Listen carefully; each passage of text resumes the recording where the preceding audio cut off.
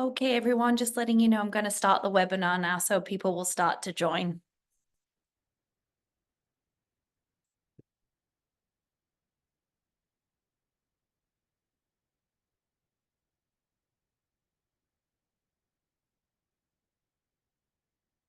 Hello, everybody. Thank you so much for joining us today. We will get started in a moment. For those of you joining us, if you feel like saying hello in the chat, please feel free to pop your name and your company or wherever you're joining us from into the chat. Lovely to see you all here today. We'll just give it one more minute and then we will get going.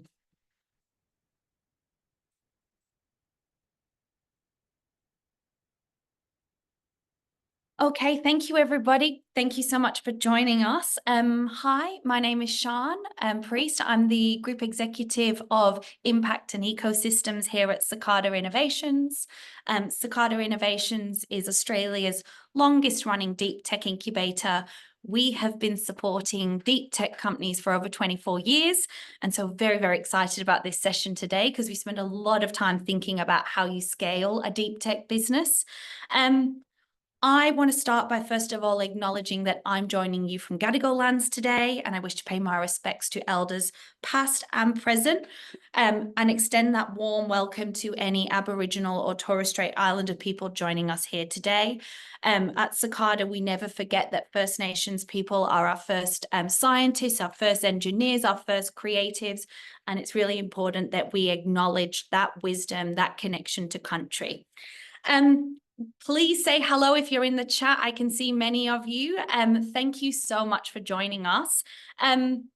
As I said, Cicada Innovations, we're all about supporting deep tech companies. And I can see many of the Tech23 alumni on the chat now. Hi, Stefan. About 3 weeks ago, we hosted Australia's biggest celebration of deep tech, a day full of championing and spotlighting some of the best of Australian deep tech companies, putting them on the spotlight and then asking the entire community, what can we do to support them? Because we truly do believe that deep tech businesses are the unlock for Australia's future, not just to solve wicked problems, but also our economic future.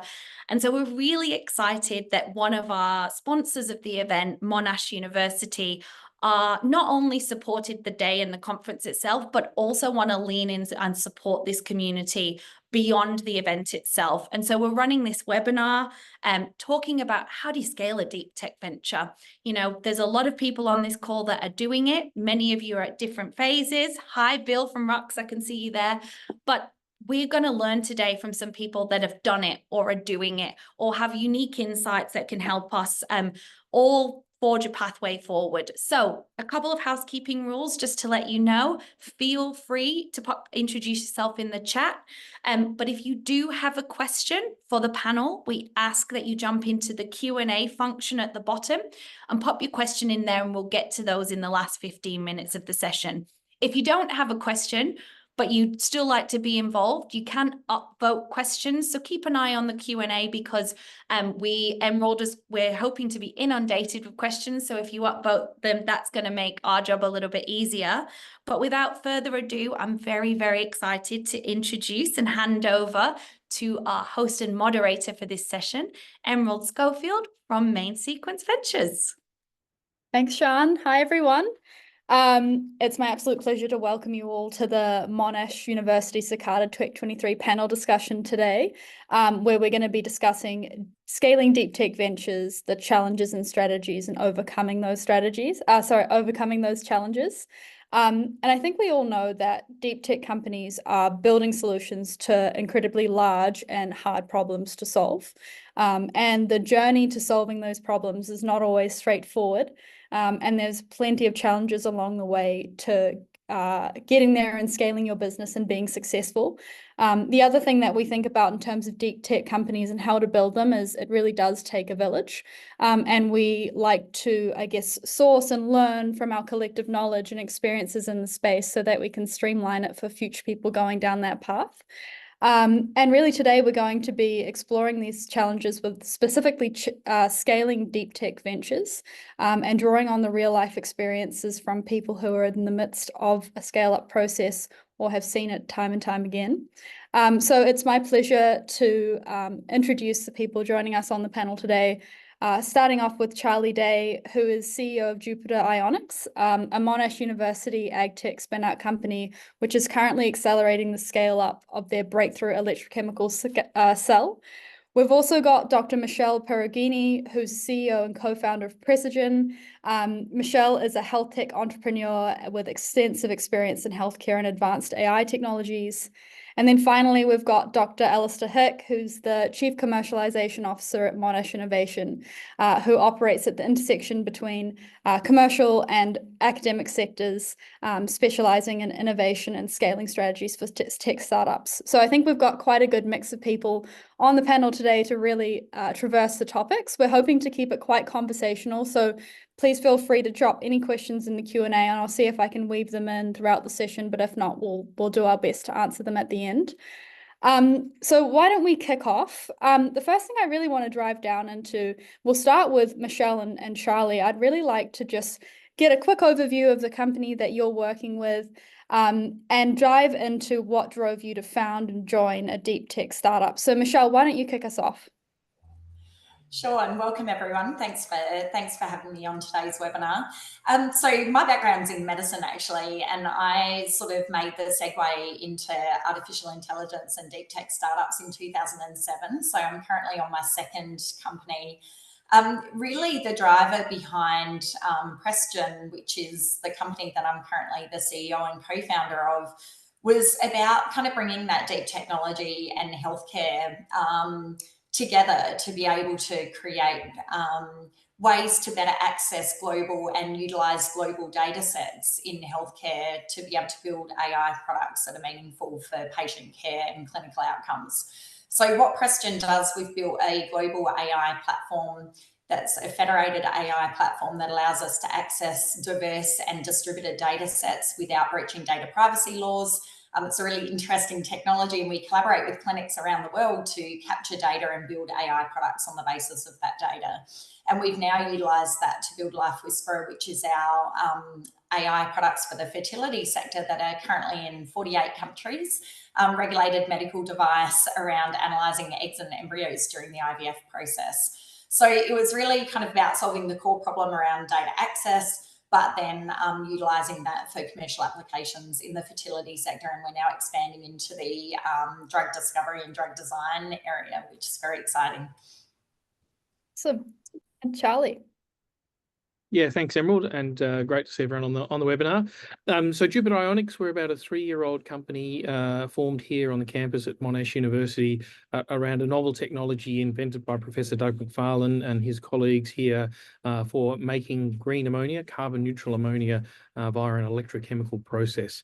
Now, when I talk about ammonia, most people immediately go to bathroom cleaner or window cleaner, but actually the main use of ammonia industrially is as a fertilizer. And in fact, it's estimated that about half of the world's food supply is dependent upon artificial fertilizer. So our food supply is critically dependent upon that.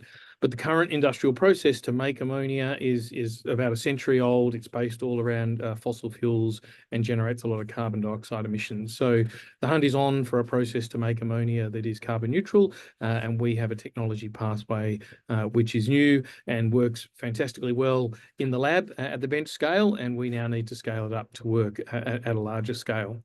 I got into it, my background's actually in chemical engineering. So in a way, after studying chemical engineering nearly 30 years ago, I've come full circle and come back into a chemical engineering company. But I've spent most of my career at the intersection between research and business.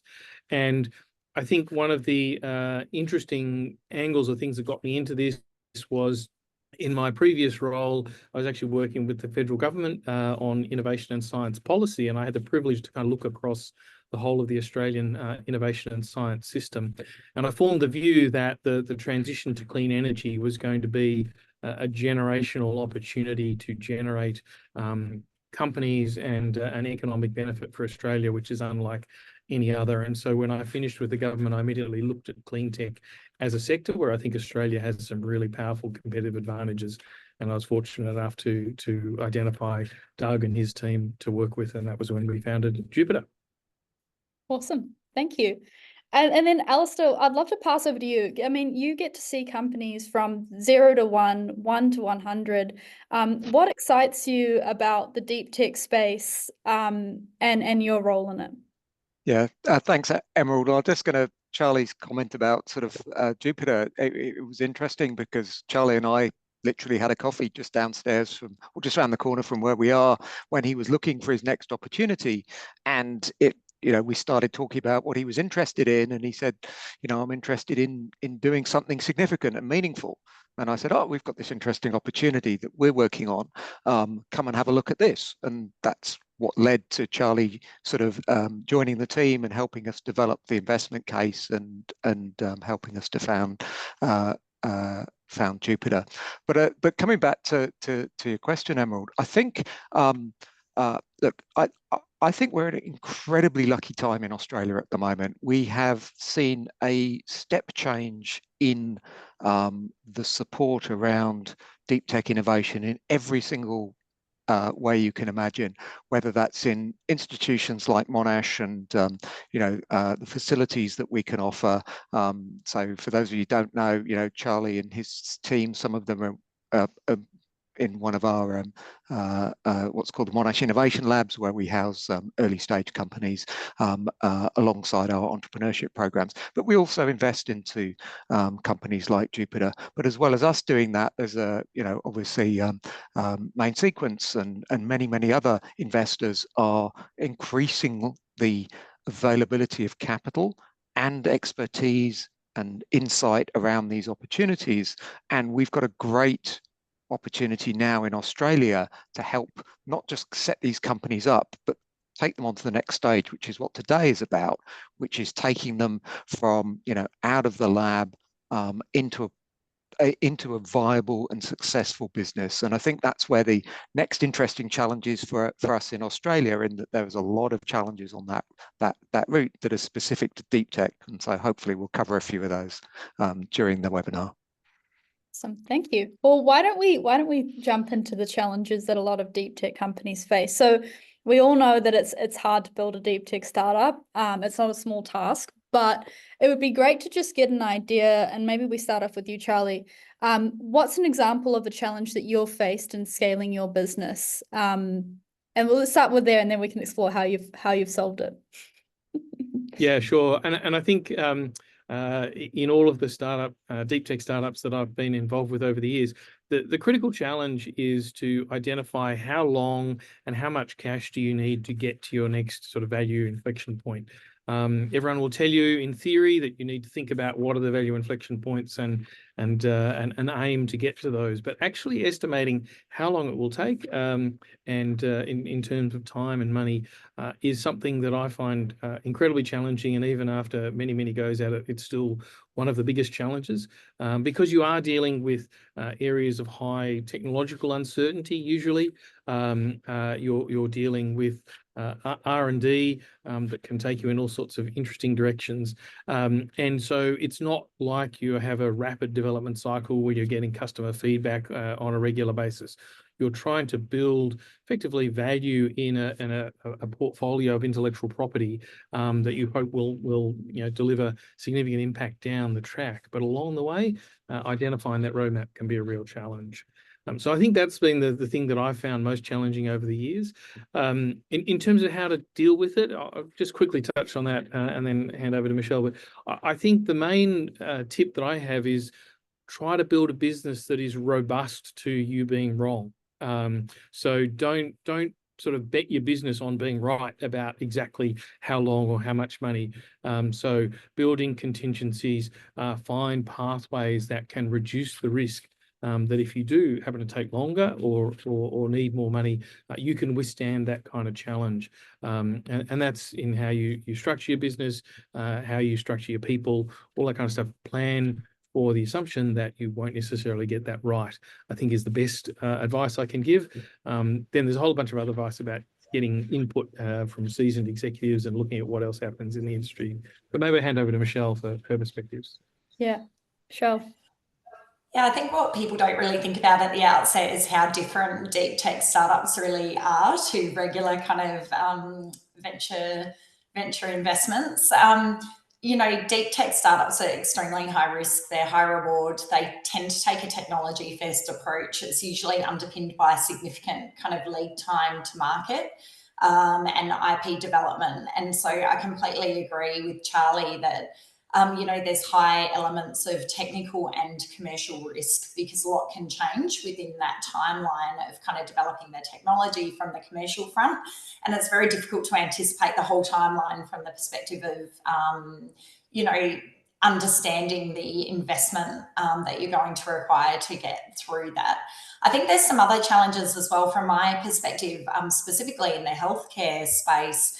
We've had a lot of challenges around, you know, these deep tech innovations, and by nature, technologies like AI are they kind of know no geographical borders, but they're still hamstrung by heavy regulations, data privacy laws. And when we first set out to build Life Whisperer, which is the embryo assessment tool, we thought, beauty, we'll, you know, collaborate with clinics around the world, we'll get their data, we'll build an AI, and then we'll take that through clinical testing into market. But what we found is that you can't actually move global data sets between country borders easily. And so we had to solve that problem first. So that led to the development of our federated AI platform, which is actually the core piece of technology that now underpins our entire approach.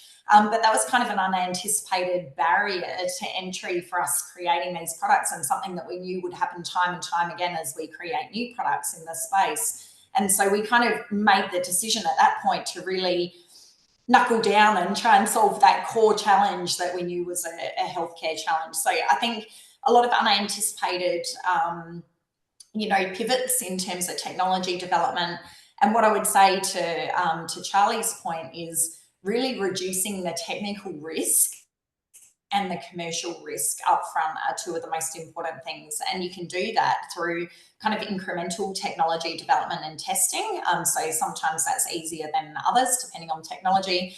From a commercial risk perspective, we kind of chose to mitigate that risk by really heavily engaging you know, our commercial partners very early in the technology development cycle, and making sure that they were having input to and were core part of that development. So there's some ways that you can reduce those risk components, but deep tech startups are definitely a different beast.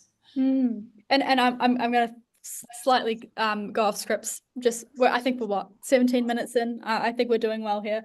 But I just want to pick up on two things that came up while you guys were talking. First of all, my initial thought was, you know, you start off with a business and an idea of what that can be, and it's probably very different at the end of the journey, and it is really changing as you talk to customers, do tech validation, and scale.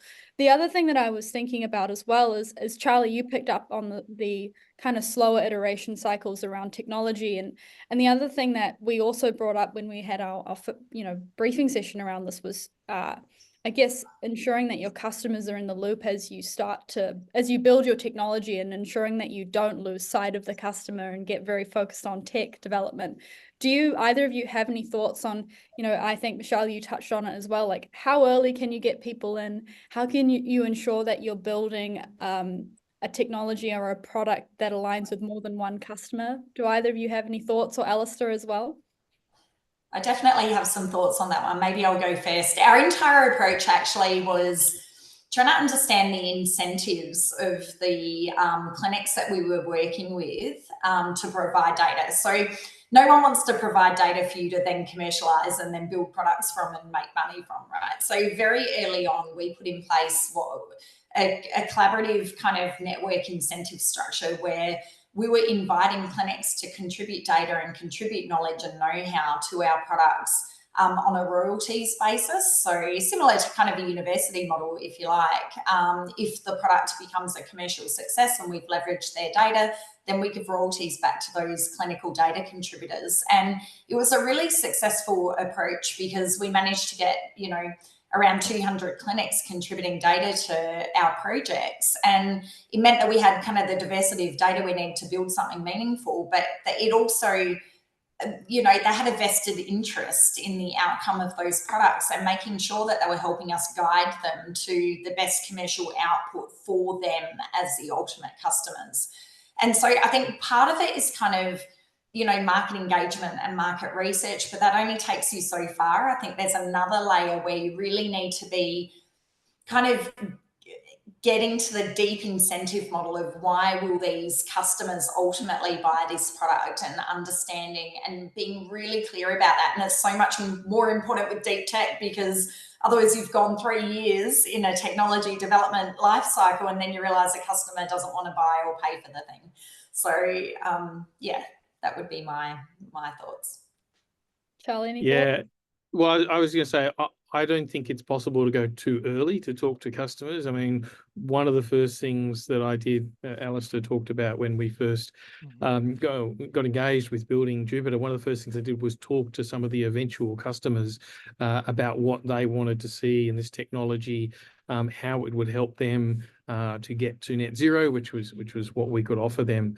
And in fact, a lot of those conversations then became the technology development pathway for Jupiter. We were very much shaped by what did our customers want to see from us as we went through.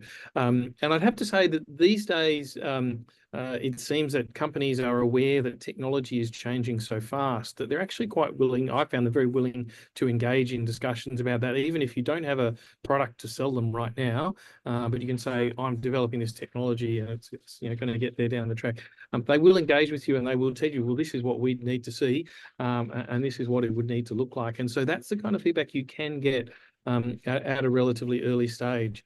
And I guess the only other thing I'd say is you know, one of the traditional things that people do get nervous about in deep tech is they don't want to tell anyone about their invention for fear that it might get ripped off.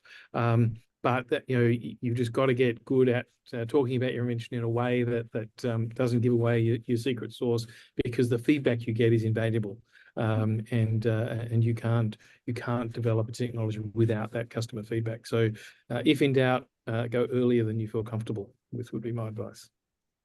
Alastair, any thoughts? Yeah, so as well as what Michelle and Charlie have said about that customer engagement, understanding your customer, you need to align that with investor interest as well, almost invariably.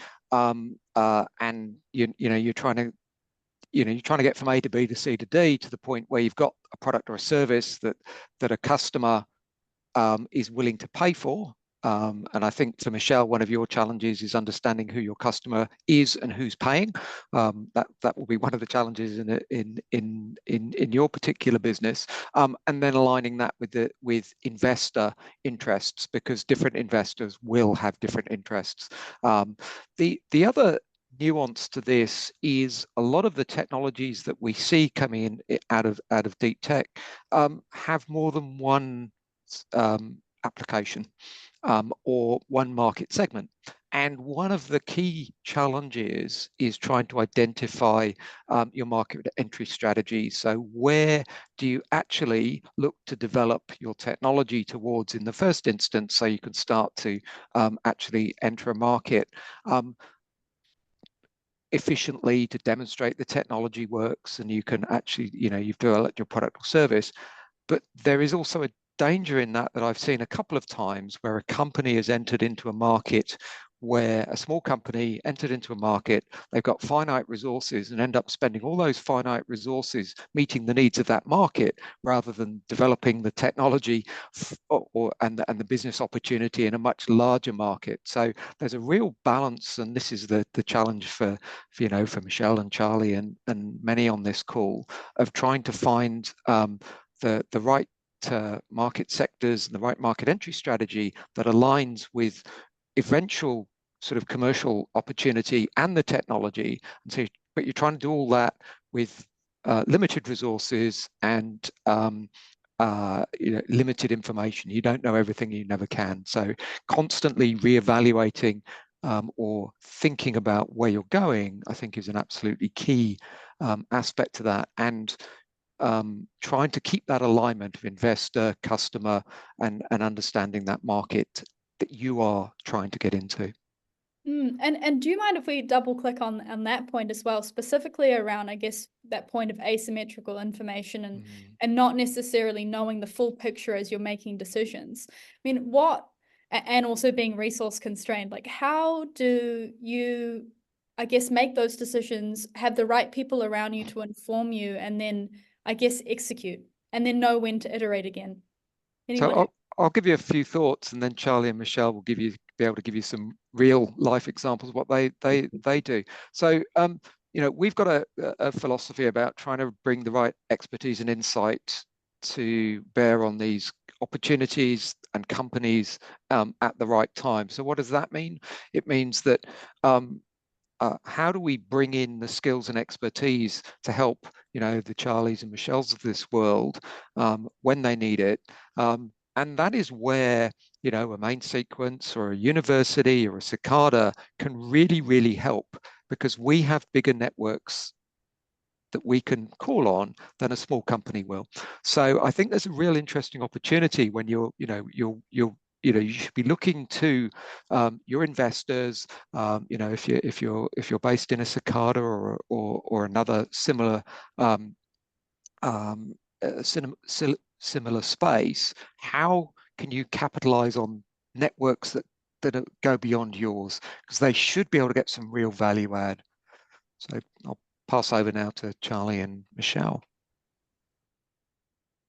Yeah, I would echo that. I mean, I think for a lot of these key decisions, I mean, it's important to remember that, as a founder or leader of the company, the buck does stop with you. So ultimately you have to make a decision, and it can feel uncomfortable to do that. But the key, I think, to making better decisions on a more regular basis is, as Alastair says, to build on that network. And so I've got a very wide range of people who I call upon on a regular basis, none of whom sort of has the full picture, if you like, of our business, but maybe they've got experience scaling a similar business to ours. Maybe they've got years of experience in an industry where we're trying to break into, and I will go to them for advice. I'll say, how would you think through this problem? Sometimes they've faced the same problem before and can help me think through it. And so we'll gather that, and that can be formal networks and informal networks. So you might have an expert advisory board, but it can also just be informal advisors. And you gather as much information as you can, but then as the leader of the company, you actually have to make the call. You do that with your team and with the best knowledge you can, but you make the call, because the other problem can be, if you don't make the call, if you wait for the perfect information to arrive, then it might be too late to make the decision. So you do actually have to make a decision sometimes, even when you feel deeply uncomfortable about it. Yeah, completely echo those sentiments. I think it's kind of taking a fail fast approach and really iterating and constantly rechecking, as Alastair mentioned, constantly setting milestone gates so that you understand kind of where you should be, where you're at, take a real good hard look and reevaluate often. And then leverage those networks extensively. And I think it's, again, for deep tech ventures, it's even more important, because there's no way that you can have everything in-house that you possibly will need from day one. And so you do need to rely on those deep networks to be able to input. And I would say as well, early engagement with the investor community is really important, because you can wait too long with these things. It's very tempting to get grants and things like that, which we've done. And sometimes it's kind of, it's helpful in the early stages, because it allows you to get past that kind of initial technology demonstration phase. And so I certainly wouldn't dissuade anyone for going for grant funding, but you do need to engage early the investor community, knowing that you're going to need to raise significant capital to get this thing to commercial viability. And so doing that early is really important.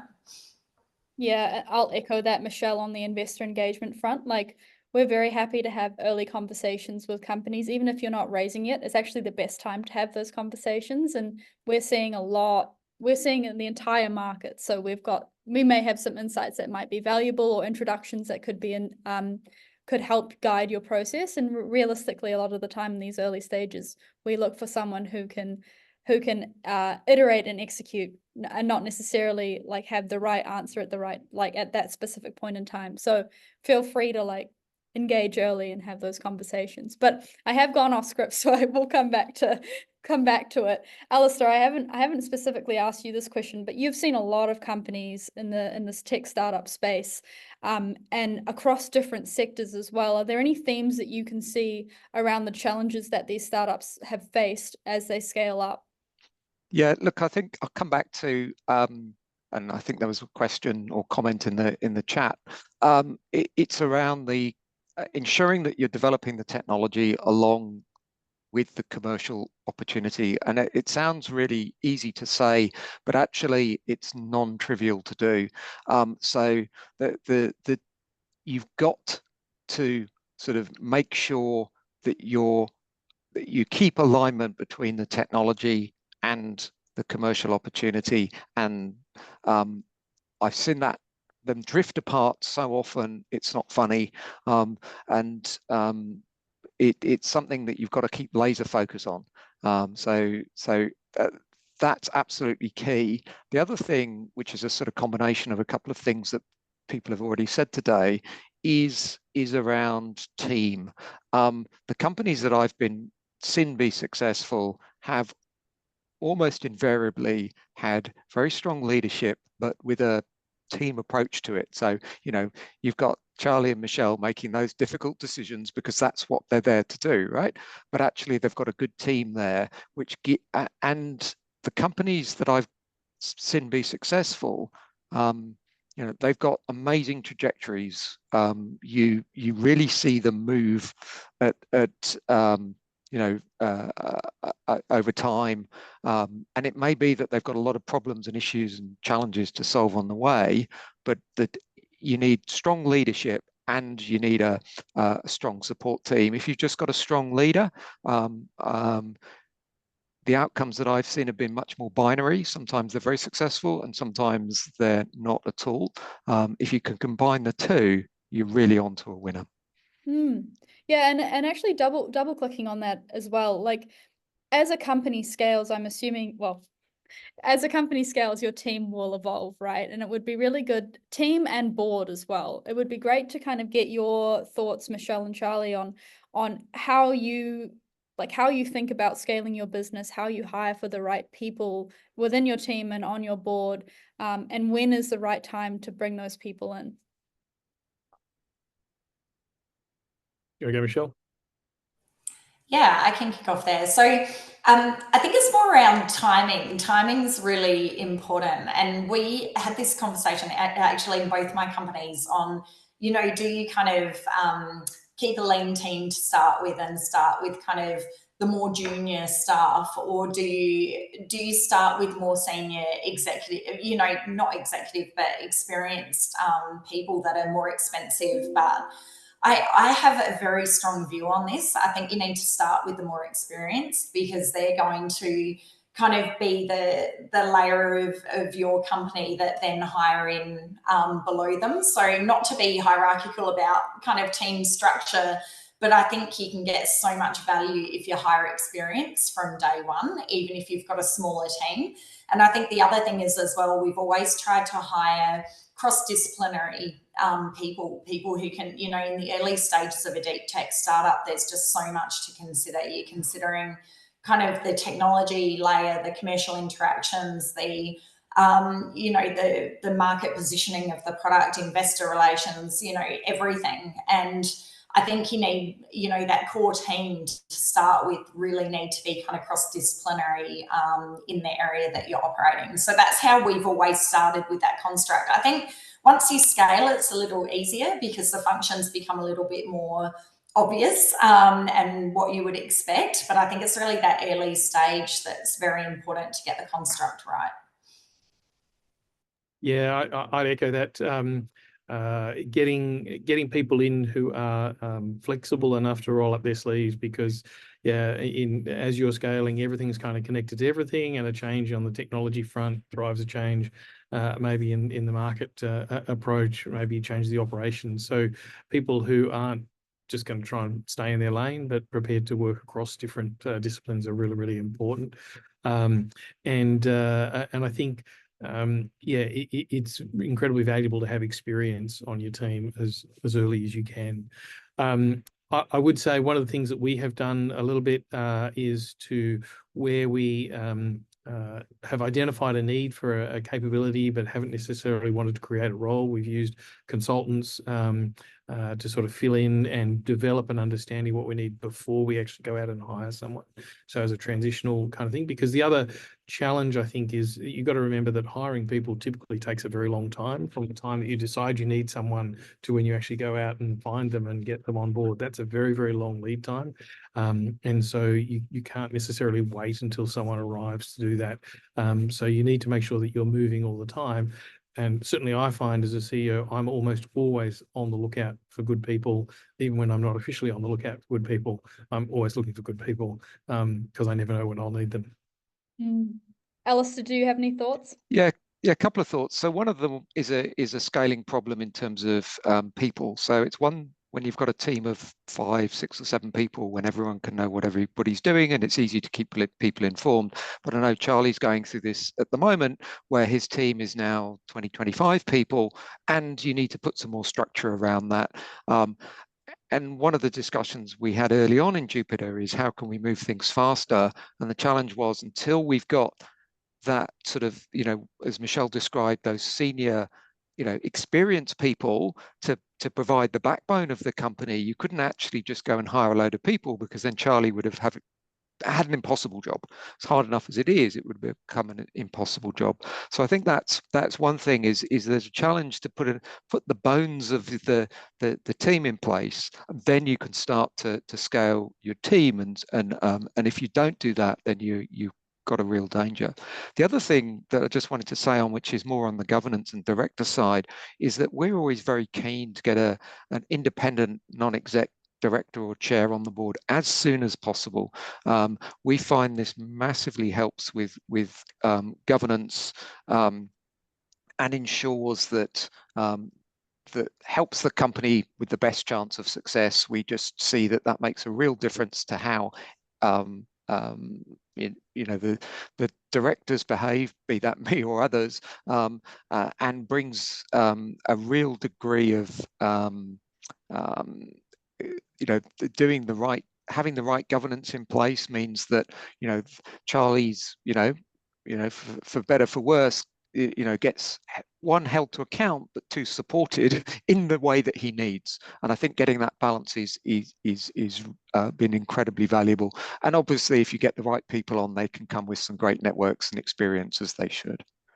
Yeah. Can I add, Emerald, just on what Alastair mentioned, because I've just, your business model as well for your products will heavily determine kind of whether it's right to hire in, and to Charlie's point and Alastair's point, whether it's right to kind of get external people to help the business. And one example of that is, for example, distribution networks. So, you may have a strategy to sell your product direct to customers globally, but that would mean extensive capital requirement to set up global sales teams. That's a very different funding strategy to aligning with a distributor who already has those global networks. So you don't necessarily always have to look to hire everything in-house. But then obviously that comes with the other challenges, whether that distributor is kind of vested to sell your product and whether they're effective at doing so. But I guess, when you're thinking about, these are all really important considerations, because your funding strategy is directly linked to your need to build those teams and grow your company in one particular way, and they're kind of not they're not really aligned with each other. So you need to pick that path pretty quickly. So yeah, you can use extended networks and external consultants and sales functions as well. Yeah, and double clicking on Alastair's point around governance as well, like you should see as the company scales, it's really valuable to bring on these directors that might have a skill or a network or an understanding of the market that the rest of your board doesn't have, and they can add a really valuable lens at the executive level that can help guide strategy moving forward. So I think ultimately, as your business evolves, your board composition will change considerably as you go through those stages. I guess now we've kind of talked through challenges and how we've solved or how you've solved them. I think some of the next thing will be around strategy, and I might pass to you, Alastair. I think the key thing I'd love to understand is, what do you think is needed to provide a deep tech startup with the right support to grow and scale successfully?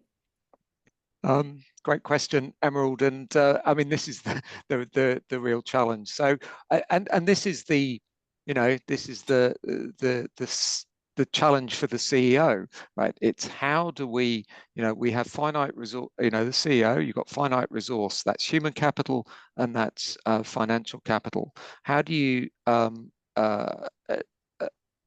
get enough understanding, coming back to what we were talking about earlier, enough understanding of your technology, what opportunities that leads to in the market, but that's a market that you can actually address. And coming back to, you've got limited information, you've got limited financial resource, you've got limited human resource. So, you're basically doing a large scale optimization of all these different factors and doing it in real time. But some bits of that move in real time, like the people and the market, but some bits don't, like the technology. The technology, you can throw resource at it and it moves quickly, or sometimes you throw resource at it and it doesn't. And so this is, it's, you can develop your strategy, but you've got to be constantly, and this is a real balance, constantly thinking about where you're going, in terms of the sort of longer term, where you're going in terms of market, but at the same time, what you're doing is a whole lot of detail work to make it actually successful. And that's the challenge that, Michelle and Charlie and others face, which is constantly flicking between what's in front of you. I've got a challenge that I need to solve today versus where I need to get to, but in a resource constrained environment. So how do you optimize the best use of all those resources to get you to a point where you can then get the next lot of resources and keep things moving? So long-winded answer to what is effectively a systems optimization problem, where the system is constantly changing. Charlie, Michelle, any thoughts? Yeah, well, I guess I'd echo, I think Alice and I said it earlier, that it really does take a village to raise a startup. And so in terms of getting the right support, I, as a startup leader, I'm always constantly trying to embed myself in villages of like-minded people, or people trying to do similar things who can help me. And so that means, whether it's if you've got investors who have portfolio companies who can help you think through challenges you're dealing with, whether it's, we're obviously part of the Monash innovation community, and there's a really diverse range of people here who can help us to think through challenges. I think it's about putting yourself, joining communities, joining villages that can help you to scale your business, because it's kind of a truism that in deep tech, you think that because you've got the technology, you've got the hardest part of the answer solved, but that's not always the hardest part of the problem. There are other really hard problems to be solved, and you should tap into really smart people who can help you to solve those, rather than trying to, if you're good at deep tech and think you can be good at, I don't know, R&D tax applications or something crazy like that. Better to get advice and help where you can. Charlie, I'm good at both of those things. You can be good at R&D in applications and technology. I would just say, there is a real issue with funding in this country around deep tech, particularly scaling companies. So I'm going to call it out, and it's problematic, because when you ask the question, what do you need as a company to scale? You need what you need.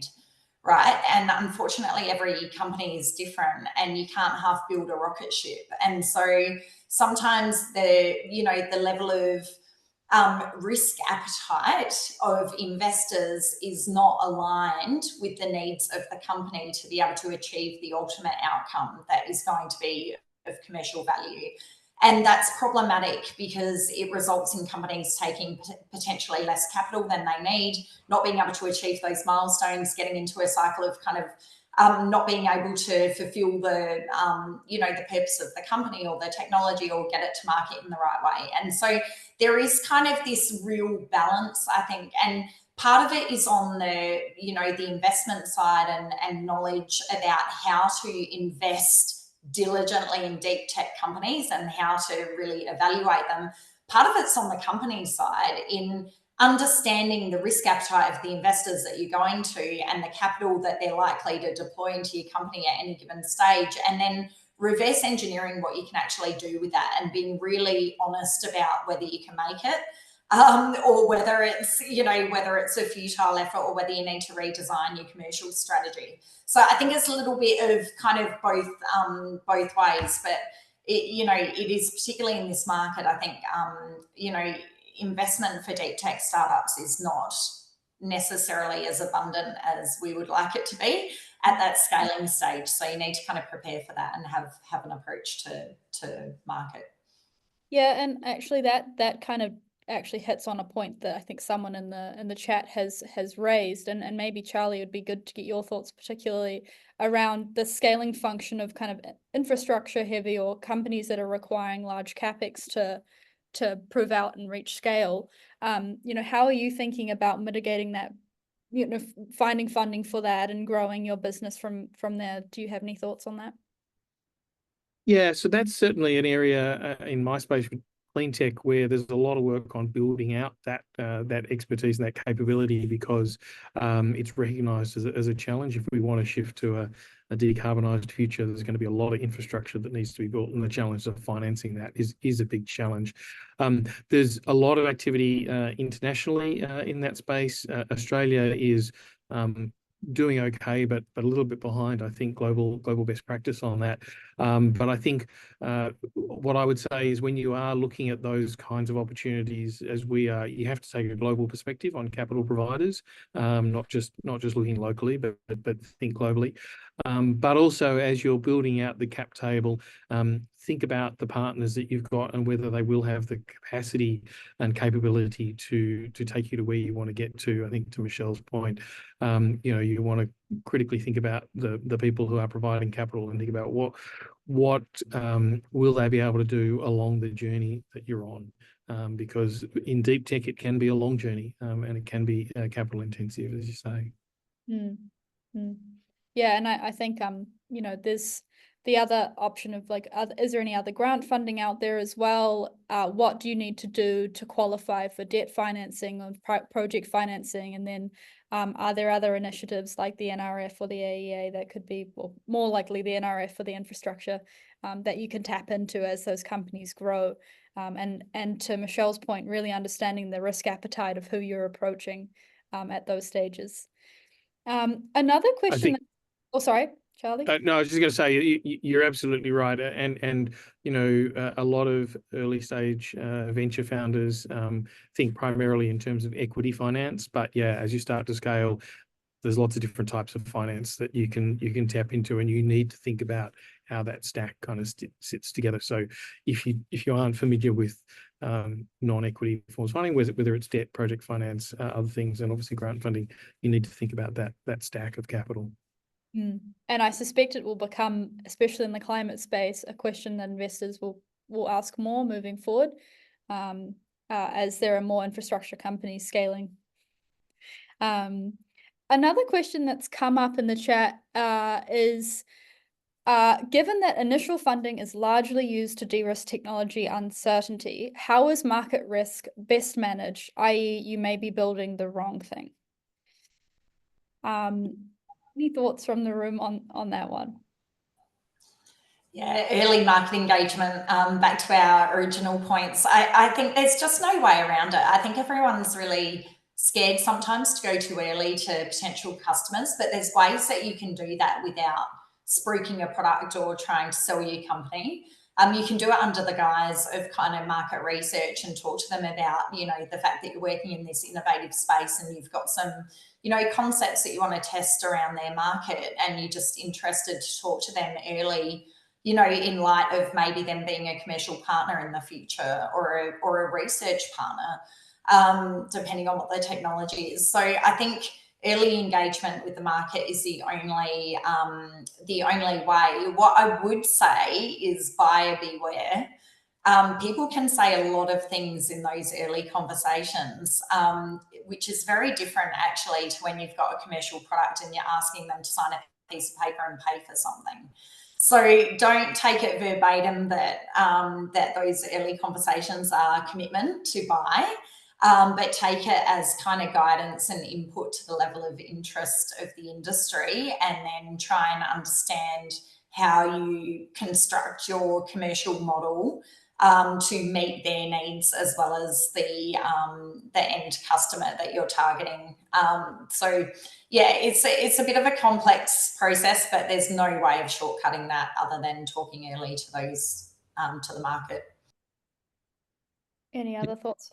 Yeah, look, I've got a really simple question that I ask every single time, and people who work with me probably get sick of it, but it's what happens next and how have you validated that? So, you know, you're going to go from A to B to C. How have you validated that C is the right place? What have you done? Exactly what Michelle's talking about, whether that's my, you know, as my sort of coming out the university with the commercialization hat, or whether we're investing. It's like, what's going to happen next, and how do we know that you've got a reasonable understanding? You're not guaranteed anything. You know, you can have lots of discussions where people are interested in what you're doing, right? And they go, that's interesting, yeah, and give you some feedback and it's really valuable. That doesn't mean they're going to be the one who's going to invest or be a customer, okay? And understanding that's important. But actually, if you get, you know, half a dozen people saying, yep, that's what we would need to see as well, you know you're going pretty much in the right direction. But if you haven't validated it, you almost certainly will be. What I've seen a lot of is you build nearly the right thing, and that's almost worse, because you then have to re-engineer whatever you've done to get it back to where it needs to be. So just put that, you know, effort in at the beginning, and keep those conversations going just to see how the market's evolving. But get that early customer engagement, and use that as your feedback loop to what you're developing. And one unintended consequence of going to those commercial partners early is often they actually guide you in a very different direction to what your preset view may have been. So they'll often give you, you know, market insights that you would never get from just kind of doing desktop research or kind of solving the technical challenge. So, you know, often they guide that that process for you, and they become really valuable partners along that journey. So I think if you go to them with a genuine interest in solving their problems as opposed to getting feedback on your solution, then it's, you know, you often get a lot more valuable outcomes. And I think that segues into another great question from the chat. So considering that we're talking about it's important to engage with customers early, do you have thoughts, or have you sought investment from those customers as they may benefit from a customer guided, customized product development? Or have you sought investment from suppliers who may benefit from the long-term relationship and alternative revenue streams? Does anyone have any thoughts on whether to take investment and when? I'm happy to take that. So yeah, we actually have taken investment from both customers and potential suppliers, and we did that because we were looking for that that sort of market insight and that involvement in our development. You know, obviously you've got to be a little bit careful about how that then plays out in your longer term competitive positioning and things like that. But I think as part of an overall capital strategy, it can be very powerful because there's few customers as motivated as those who actually have a stake in your success as well. So I can say, yes, it is possible, and certainly our experience has been very positive. Yeah, I would echo the same thing. So we've taken a mix of kind of, you know, family office funding, US venture capital funding, strategic investment from what I would call very large customers or strategic players in the industries that we're operating. The only caution I would get, and I think that's a great strategy, having a diverse, but because they each bring different credibility to the investments that they're contributing to. The only caution I would give is you do need to be really careful if you're taking strategic investment that you don't kind of count yourself out of you know, working with competitors of those strategic investors, because you can quite easily carve your market in half or quarter by aligning with one strategic company where they've only got 25 or 50% of the market. And then you really, you know, you've got to be pretty certain that they're going to deliver for you, because otherwise you've got a problem.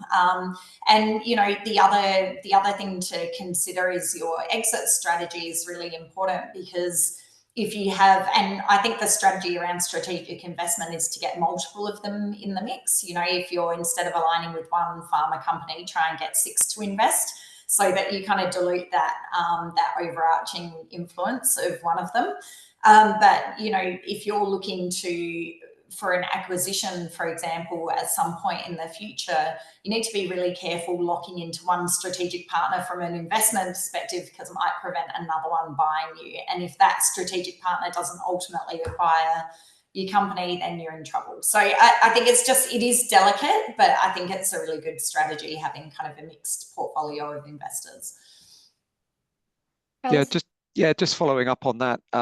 So obviously, you know, Charlie's taken some strategic funding, and we've seen this with a number of our companies. I think the key thing is alignment. So have discussion early with your investors about why are they investing in you? What's their objectives out of this? And if they're not going to tell you, or if then, you know, they're obfuscate or don't give you a clear answer, either they don't know, or they're not telling you the whole story, and you can, you know, end up with the sorts of situations that Michelle's talking about, where actually they become a blocker either to further investment or exits or growth. So that alignment question is you know, really key. I think what I would say is we're seeing many more strategic investors getting more sophisticated. So actually understand that it's not just we're going to invest in, you know, in Presagen, or we're going to invest in Jupiter, so that we've got, you know, effectively gives us a look in and a right, some form of unwritten or even written right to buy. It's like, no, actually we understand that this company can help us in many, many different ways, and, you know, part of that's financial, part of that's strategic, but it gives us an insight into new technology that's been developed and all sorts of other things. But there is always the potential for an exit through that route. But having that alignment question, understand why they're investing in you, can really, really help. That applies to all investors. It gets to the question around scaling capital. Okay, so, you know, different capital, you know, your capital stack, it will move away if you're a very capital intensive business. You'll move away from venture investing because it just doesn't make sense, and more towards project financing, debt financing, and other forms of financing. So understanding your investors' objectives and alignment with your objectives is absolutely critical. And just to add on to that, I mean, one of the things about startups is that we're typically nimble. You've got a team, you can be adaptable, you can change things, you can move your technology, change your business plan, that kind of stuff. Very hard to change your cap table once it's there. So, you know, you've got to be very mindful that once someone is on your cap table, it can be very, very hard to change that. So most things in startup land are relatively easy to change. Cap tables, not quite the same way. Well, yeah, sorry, I was just going to give, we had a particular circumstance where we did change the cap table, and it was painful and expensive. In the end, it was worthwhile because the company would have died if we hadn't. We actually had to go in and buy out some investors, and it led to a successful exit many years down the track. But if we'd have left it as it was, that company would have died 7 years ago. Right. Well, I think we're actually at time, so I'll just quickly close us out with just the themes that came from today's discussion. I think the key themes that I picked out was really build your business with contingency in there so that you can be robust and move and pivot when you have to make different decisions and iterate. Customer insights are really important for guiding the development of your technology, and there's no harm in engaging as early as possible to understand what your customer actually wants and understanding the unmet need that they have. To Alastair's point, like, you don't want to build a technology or product that's almost good enough. You want to really hone in on exactly what they need. Understand the incentive, who pays and why are they paying for your product. And having a fast fail approach to your business and making sure you're moving fast on those things. And the final thing is your network is gold. So the group of people on this call today, really valuable. Your investors, your board, the ecosystem as a whole. So really take advantage of that. And especially in the early stages and as your company builds, like you're in a very prime time to ask for advice. Take people out for coffee. Have a chat with them. But yeah, just as we close out, I just want to say thank you very much to Charlie, Michelle, and Alastair today. That was a fantastic and open and honest discussion. So really appreciate all of your insight and expertise today. A big thank you to Cicada Innovations for supporting Monash University to bring this event online today. And thank you everyone for joining today. We really appreciate your attendance. Hopefully there's some really valuable insights for you to go away with. And yeah, we'll close it there. Thank you very much. Thanks.